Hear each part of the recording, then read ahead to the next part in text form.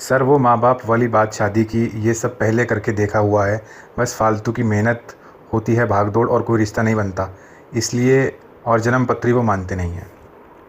और दूसरा सवाल ये था कि वो मेरी सहेली थी एक, आप हर किसी को आप लड़का ही क्यों समझ लेते हैं मेरा। आपका लड़का नहीं समझता, आपका बॉयफ्रेंड समझ लेता हूँ मैं।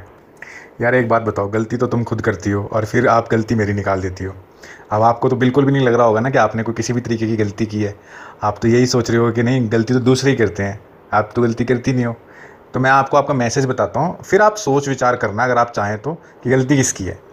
एक दोस्त दूसरे दोस्त को बोलता है कि मैं तुझे बहुत प्यार करता हूँ, और एक दिन उनमें से कोई बीमार पड़ जाता है तो वह अगले को बताता है कि वह खाना नहीं खा पा रहा। फिर दूसरे दिन वह उसका दोस्त उसे ठीक समझ लेता है और वह ठीक हो गया बिना कुछ पूछे। कैसे किसी को ठीक समझ लेता है और कहता था प्रेम है। इसका मतलब उतना भी नहीं था उसे, अभी लोगों को पूरा प्रेम करना नहीं आया। प्रेम में तो अपने आप सब याद रहता है। तो यार एक बात बताओ, पहली बात, अगर वो फीमेल है, तुम्हारी सहेली है, तो तुम ऐसे क्यों बोल रहे हो कि एक दोस्त दूसरे दोस्त को बोलता है। तुम डायरेक्टली क्यों नहीं बोलते कि मेरी एक सहेली है, वो ये कहती है कि मैं तुझसे बहुत प्यार करती हूँ। खुद कन्फ्यूज करोगे आप, खुद दूसरे को कन्फ्यूज़ करते हो, और फिर आप कहते हो कि आप दूसरों को मेरा लड़का ही क्यों समझ लेते हो या मेरा प्रेमी क्यों समझ लेते हो। प्रेम की बात आप कर रहे हो, कितनी बार आपने प्रेम वर्ड का यूज़ किया। तो क्या समझ में आएगा। लड़कियां क्या अपनी फ़ीमेल फ्रेंड्स के बारे में पूछती हैं या उनके बारे में बताती हैं। तो पहली बात तो आपका ये, अगर आपको इतनी दिक्कत होती है कि आपको लोग गलत ना समझें, तो फिर स्पष्टता से आपको बात करनी चाहिए ना। आपको यही कहना चाहिए कि मेरी सहेली मुझसे कहती है कि मैं तुझसे बहुत प्यार करती हूँ। तो आप, गलती तो फिर आपसे हुई है ना। आप जब किसी को कहोगे कि मेरा दोस्त मेरे को कहता है या बोलता है कि मैं तुझसे बहुत प्यार करता हूँ, तो फिर दूसरों को तो ये नहीं लगेगा ना कि लड़की है। तो इतनी सी बात थी। और आपको मैं एक बात और बताऊँ, आपको जान के बड़ी खुशी होगी। खैर खुशी का तो पता नहीं, लेकिन आपको शायद पता होगा या ना भी पता हो, कुछ नहीं कह सकती। मैंने जितनी भी लड़कियों से, काफ़ी लड़कियों से बातें करी हैं, तो लड़कियों की जो फ्रेंड्स आमतौर पर लड़कियां नहीं होती हैं। लड़कियों को लड़कियों से बड़ी एलर्जी होती है। बहुत कम लड़कियां ही ऐसी होती हैं जो कि लड़कियों को दोस्त बनाती हैं और वो अच्छी दोस्त बन जाती हैं। अब मैं यहाँ पे किसी को जज नहीं कर रहा हूँ, लेकिन मैं वही बोल रहा हूँ जो मैंने एक्सपीरियंस किया है। लड़कियों ने ही मेरे को ये बातें बताई हैं। लड़कियां खुद बोलती हैं कि वो लड़कियों के साथ दोस्ती इसलिए नहीं करती क्योंकि लड़कियां उनको समझती ही नहीं। वो लड़कों के साथ दोस्ती करती हैं क्योंकि लड़के उनको समझ पाते हैं। अब पता नहीं लड़के समझ पाते हैं या समझने का दिखावा करते हैं, वो तो लड़के जाने, लेकिन उनको ये लगता है।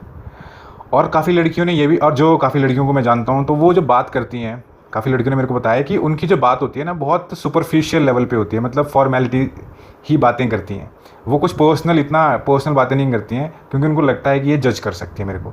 तो लड़कियों को लड़कियों से दिक्कत होती है, तो आमतौर पे लड़कियां लड़कियों से दोस्ती नहीं करती, और करती भी हैं तो इतनी एक्सपेक्टेशंस नहीं करती जितनी आप कर रहे हो कि वो मुझसे प्यार करती है, वो मुझे ठीक समझ लिया उसने। मतलब लड़के भी इतनी लड़कों से एक्सपेक्टेशन नहीं करता। दोस्ती में कौन इतनी एक्सपेक्टेशन करता है, और कौन किसी से इतनी दोस्ती करता है। दोस्ती के नाम पे टाइम पास करते हैं लोग, और लोगों को अच्छे से पता होता है कि टाइम पास, चलो ठीक है यार, थोड़ी तुम अपनी बातें करो और थोड़ी हम अपनी बातें करते हैं, हम तुम बातें करते हैं, बस टाइम पास हो गया, बात खत्म। ये होती है दोस्ती। कौन केयर करता है दोस्ती में, केयर रिलेशनशिप में होती है। तो जिस तरीके से आपने प्रेम की बातें करी और आपने कहा कि वो मेरा दोस्त ऐसे बात करता है, तो मेरे को लगा कि शायद ये वही दोस्त है आपका जो आपको कहता था कि आप मुझे बंधन में मत बांधो, मुझे और लड़कियों के साथ रिलेशनशिप बनाने दो। तो मुझे यही लगा, क्योंकि वैसे ही बात कर रहे, मतलब ये भी वैसे ही बात करता है जिसमें केयर, मतलब बातें कर रहा है कि मैं केयर करता हूँ लेकिन केयर रियलिटी में नहीं करता। तो मेरे को लगा वही आदमी होगा। तो आप अगर स्पष्टता से लिखते तो फिर कुछ कन्फ्यूजन नहीं होनी थी। और दूसरी बात आपने कही कि आपके पेरेंट्स जन्मपत्री में बिलीव नहीं करते। तो जन्मपत्री से मुझे याद आया कि काफ़ी वक्त पहले आपने मुझे अपनी जन्म की तारीख दी थी। आपका जन्म दिसंबर में था, आपने बताया था आपका जन्म दिसंबर में हुआ था। वैसे आपने मुझे डेट प्रॉपर दी थी, पर मैं वो बोल नहीं रहा हूँ डेट, लेकिन मुझे डेट पता है, पर टाइम नहीं दिया था आपने।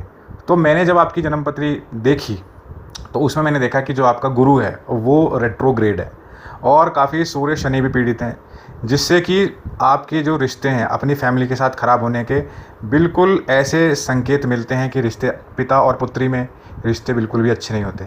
आपकी जो मॉम के साथ रिलेशनशिप तो ख़राब है, उससे ज़्यादा आपके आपके पापा के साथ हैं आपके रिलेशनशिप ख़राब। पिता पुत्र के या पुत्री के रिलेशनशिप ज़्यादा डैमेज होते हैं। शादी में दिक्कत इस वजह से आ रही है क्योंकि तुम्हारा जुपिटर जो है वो पूरी तरीके से पीड़ित है। तो रेट्रोग्रेड है और सैटर्न से एस्पेक्ट है, मतलब शनि देखता है। तो क्योंकि लड़की की जन्म पत्री में अगर जुपिटर कमज़ोर होता है तो फिर शादी में दिक्कत आती है, देरी होती है, और वही चीज़ हो रही है। और लव लाइफ भी ख़राब होती है इसमें, तुम्हारी लव लाइफ भी ख़राब है। तुम्हें जो भी मिला है ऐसे धोखेबाजी मिले हैं। तो उपाय वगैरह तो अब तुम तो अगर कर सकती हो, तुम्हारी इच्छा है वो, बाकी नहीं, तुम्हारी फैमिली माने ना माने वो अलग बात है। उपाय इसमें यही होता है, अगर किसी का जुपिटर रेट्रोग्रेड होता है तो जुपिटर से रिलेटेड उनको जैसे कुछ दान करने चाहिए। और मुझे नहीं पता तुम भी बिलीव करती हो इन चीज़ों में या नहीं, क्योंकि एस्ट्रोलॉजिकल रेमेडी में तुम्हें बता सकता हूँ। वैसे अगर किसी को भी अगर कुछ रेमेडी हो तो काफ़ी सारी रेमेडीज़ मिल जाती हैं, मतलब सिर्फ ये लिखना होता है एस्ट्रोलॉजिकल रेमेडी ऑफ जुपिटर, तो इतनी सारी आपको रेमेडीज़ मिल जाएंगी आसानी से। तो आपके जो जन्म पत्री में दिक्कत आ रही है वो जुपिटर की वजह से है, वो पीड़ित है। और फिर आपने कहा कि भागदौड़ होती है लेकिन कुछ नहीं होता। होना क्या है, कुछ भी नहीं होना है, क्योंकि आप खुद बोलती हो आपकी तबीयत ख़राब रहती है, आप भी केयर नहीं करते हो। कितनी बार मैंने आपको समझाया योगा करो, ऐसे करो, लेकिन आपने उस संबंध में कोई रिप्लाई ही नहीं करते, कोई बात नहीं करते कि मैंने आपको समझाया, कुछ समझ में आया कि नहीं आया। मतलब जैसे लोग नॉर्मली सवाल करते हैं, मैं उनको जवाब देता हूँ तो वो बताते हैं कि आपने ये जो इन्फॉर्मेशन बताई अच्छी लगी, ये स्पेसिफिक इन्फॉर्मेशन बताते हैं। लेकिन आप की बातों से मुझे कभी पता ही नहीं चला कि आपको क्या चीज़ पसंद आई, क्या नहीं पसंद आई, क्या अच्छा लगा, क्या नहीं लगा, क्या समझ में आया, क्या नहीं समझ में आया। आपकी बातों से कुछ पता ही नहीं चलता, क्योंकि आप रिप्लाई में, कमेंट में बात ही ऐसी करती हो जो कि वीडियो से रिलेटेड होती नहीं है, तो कुछ पता नहीं चलता। तो मैं बस यही कहना चाहता हूँ कि जो आदमी शादी करेगा तुमसे, नॉर्मल आदमी तो तुमसे क्यों ही शादी करेगा, क्योंकि उसकी क्या मजबूरी है किसी ऐसी लड़की से शादी करने की जो बीमारी रहती है, जो इतने वर्षों से बीमार है। तो नॉर्मल तो आदमी को शादी करेगा नहीं। झूठ बोल के की जा सकती है, और वो झूठ बोल के जो पकड़ा जाएगा तो फिर वो तुम्हें तुम्हारे घर छोड़ाएगा। और इतनी सी बात तुम्हारे पेरेंट्स नहीं समझ पा रहे हैं। तो मुझे तुम्हारे पेरेंट्स का ही समझ नहीं आ रहा कि वो इस बात पे फोकस क्यों नहीं करते कि ज़बरदस्ती शादी करके इसको घर से बाहर निकालो, कि इसकी तबीयत पे फोकस करो, क्या बीमारी है इसको, क्यों ठीक नहीं हो पा रही है, उस पर फोकस करो। लेकिन पता नहीं उनकी क्या सोच है, मुझे तो समझ में नहीं आता, या पता नहीं आप नहीं सुनती उनकी, ये तो आप ही पता होगा आपके उनके रिलेशनशिप्स कैसे। वैसे तो जन्म पत्री से तो यही पता चलता है दोनों की रिलेशनशिप्स ख़राब है, दोनों ही नहीं एक दूसरे को पसंद करते ना सुनते। ऐसी सिचुएशंस आती हैं क्योंकि अंडरस्टैंडिंग नाम की चीज़ें नहीं होती है। तो शादी तो नहीं कर सकते, वो पता नहीं कौन से लड़के ढूंढ लाते हैं आपके लिए। अगर लड़के जब देखेंगे, समझेंगे आपकी सिचुएशन को, तो वो वैसे ही मना कर देंगे। हो ही नहीं सकती सिचुएशन इस, वो तो बस तभी कोई शादी कर सकता है अगर उसको लगता है कि आप ठीक हो जाओगे और जल्दी ठीक हो जाओगे, मतलब संभावना ना के बराबर ही है।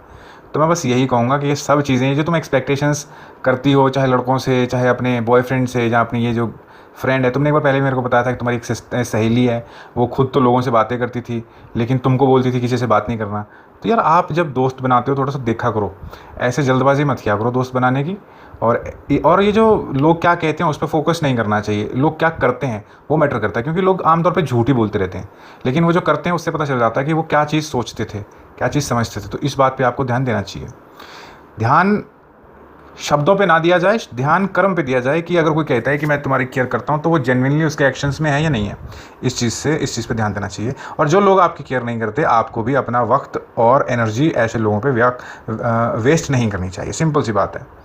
जो आपको जितनी इज़्ज़त देता है, जितना वक्त देता है, बस आपको भी उनको उतना ही इज़्ज़त देनी चाहिए, ज़्यादा नहीं देनी चाहिए। सिंपल सी बात है, क्योंकि ज़रूरत से ज़्यादा आप अगर दोगे तो आप ही परेशान रहोगे।